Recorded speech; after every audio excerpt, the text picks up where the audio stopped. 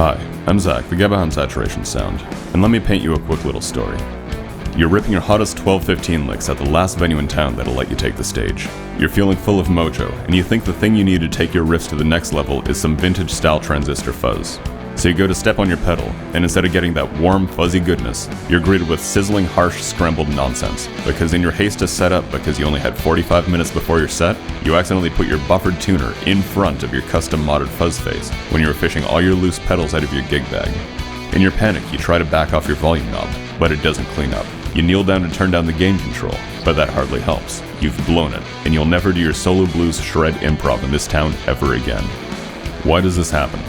The short answer is that these vintage-style fuzzes demand an amount of current from whatever's in front of them that the output of a guitar just cannot provide.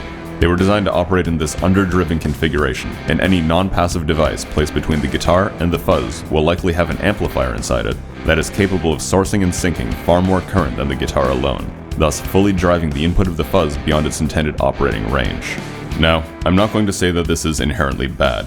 That super blasted fuzz sound can be a vibe, but it's also not the vibe you might want when you've built an attachment to the sound of going straight into that fuzz. This presents the fuzz purist with a penchant for experimentation with a dilemma.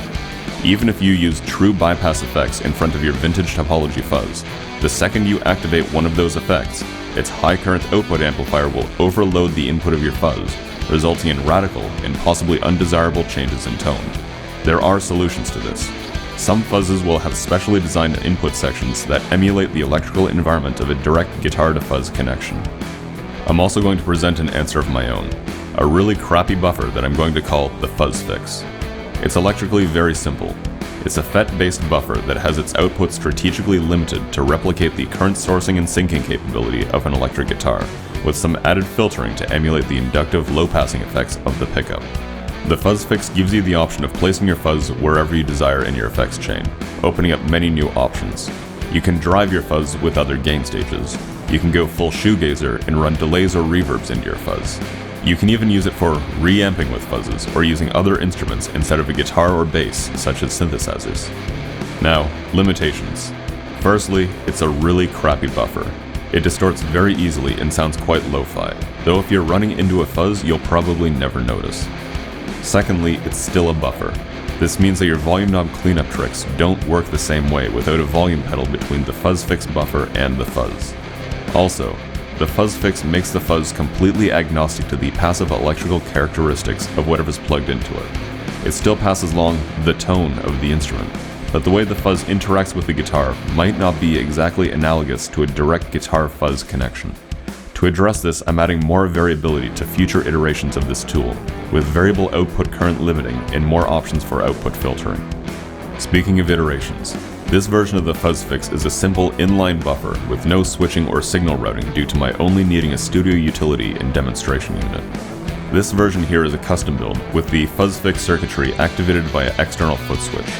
Because the circuitry of the Fuzz Fix is so simple, it can be built into a small enclosure, with the main driver for cost being switching and jacks. Alternatively, a Fuzz Fix could be built into a channel with a loop switcher, allowing you to activate your fuzz and the Fuzz Fix without additional tap dancing. Because of potential variability in use cases, I don't think I can maintain an inventory of pre-built finished devices, and will have to do these made to order as affordable custom pieces. Depending on the complexity of the switching arrangement, you can expect these to cost between $60 and $90 Canadian. That's all I've got for today. If you're interested in your own Fuzz Fix utility, you can either email me, use the contact form on my website, or hit me up on social media, all listed below. I also do custom builds. The fuzz used in this video was built for the guitarist of my band Group Therapy. If you want to stay informed of more upcoming devices and projects, do that like, share, subscribe dance.